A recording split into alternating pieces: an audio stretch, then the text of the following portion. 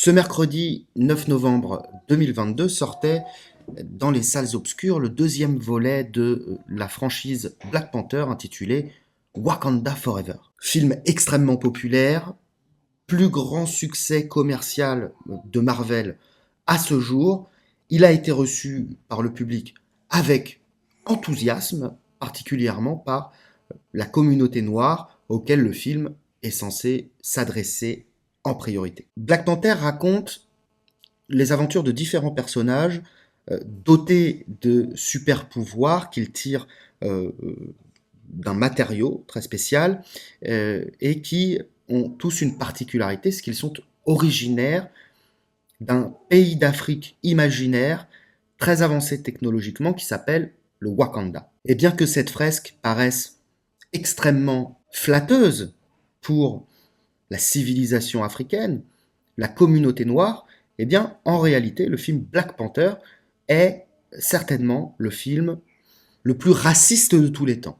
Le plus raciste de tous les temps.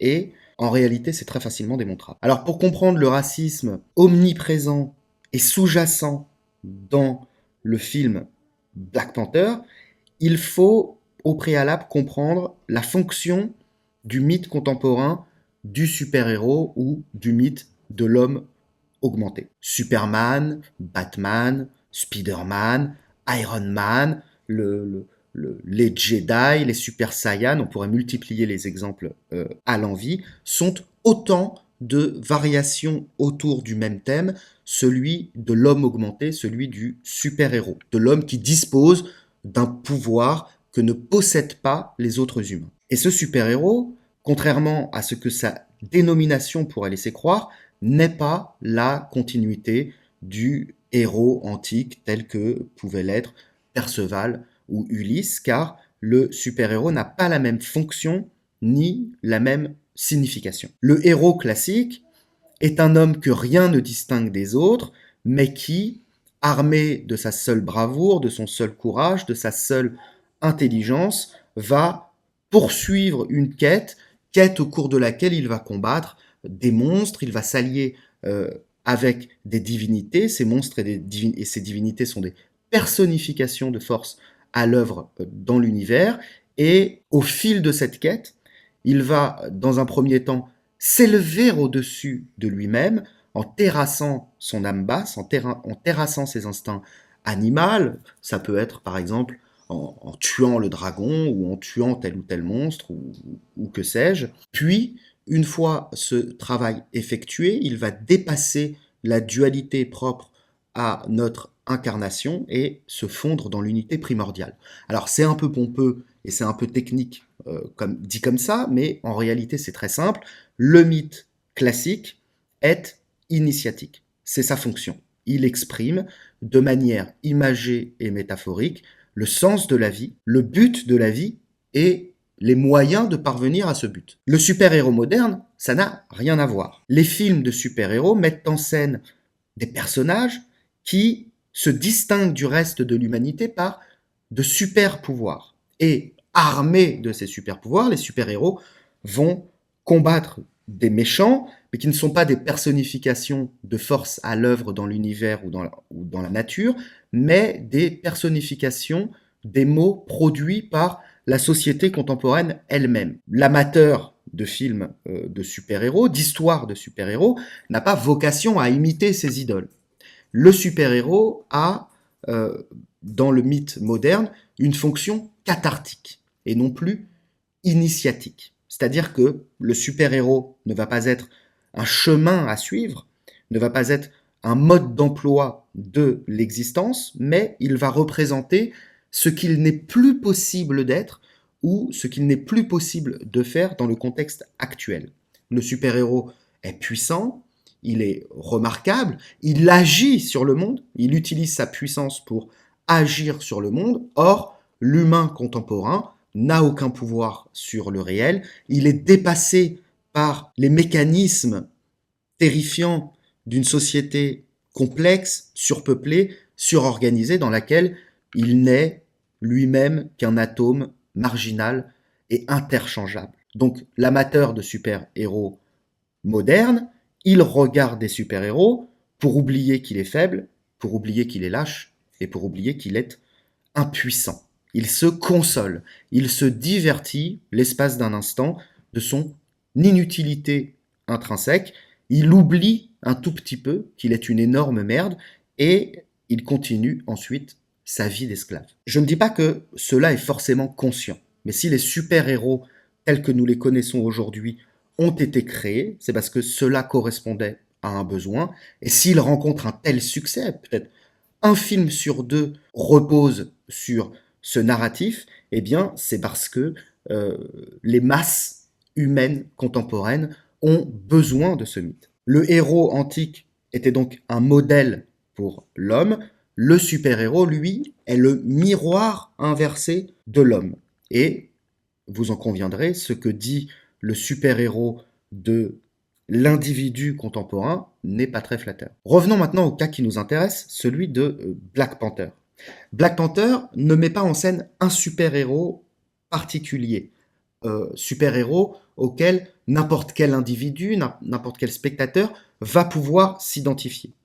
Il met en scène une nation africaine tout entière, le Wakanda. Ainsi, Black Panther ne s'adresse pas à des individus indistinctement, mais il va s'adresser à une communauté tout entière, la communauté noire. Donc, vous l'avez compris, le super-héros individuel, Batman, Superman, etc., c'est l'image inversée de l'individu impuissant contemporain, du petit salarié, du chômeur, etc., de l'homme anomique écrasé par une superstructure qui le dépasse et qui le contrôle entièrement.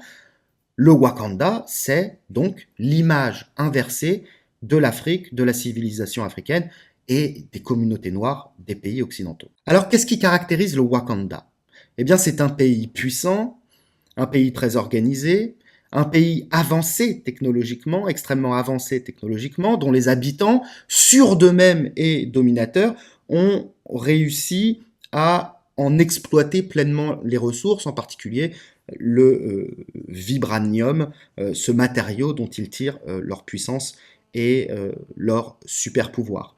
C'est une nation qui, dans un premier temps, va influencer le monde en secret et qui, on le voit à la fin du premier film, fait une entrée fracassante dans le concert des nations. Le Wakanda, c'est un pays qui n'est pas guidé par la sorcellerie, les superstitions et la magie, mais par les lois d'airain de la science. Et bien une fois qu'on a dit ça, et qu'on sait que le mythe moderne a une fonction cathartique, eh bien il est très facile de déterminer ce que dit Wakanda de l'Afrique et des Noirs, puisqu'il suffit de comprendre l'inverse de ce que le film raconte.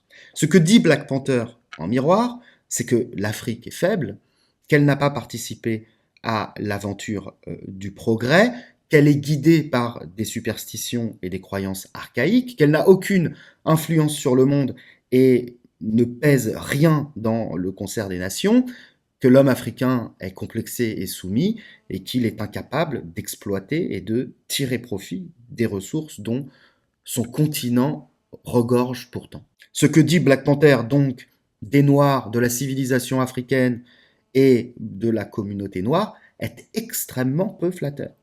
Et le succès colossal de la franchise démontre que les scénaristes, que ce soit de manière consciente ou de manière inconsciente, ont parfaitement ciblé et exploité les faiblesses, les complexes et les ressentiments de la communauté noire avec un cynisme ou un réalisme au choix absolument débridé. Parce que les ficelles sont tout de même un peu grosses. En termes de catharsis, Black Panther est certainement l'œuvre la plus caricaturale et la plus grossière de tous les temps. Le passage le plus caricaturalement cathartique de Black Panther se trouve dans le 1, à un moment au Wakanda. Le Wakanda accueille un blessé qui est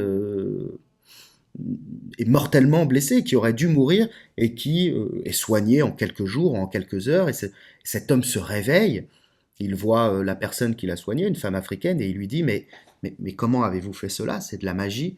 Et elle le regarde et elle dit Pas magie, technologie.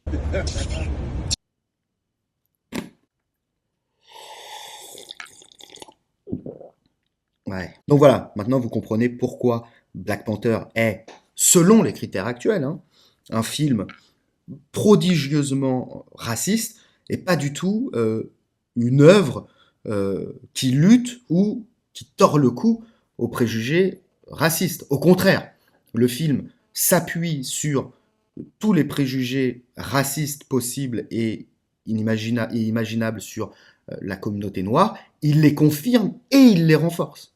Et le succès du film démontre que ces préjugés sont complètement intériorisés par le public auquel le film est censé s'adresser. Si vous voulez aller un petit peu plus loin sur le sujet des mythes contemporains, qui est un sujet passionnant, je vous invite à aller regarder la vidéo dédiée que j'ai faite sur ce sujet en cliquant sur l'icône juste à droite. Merci à tous et à très bientôt. Je suis à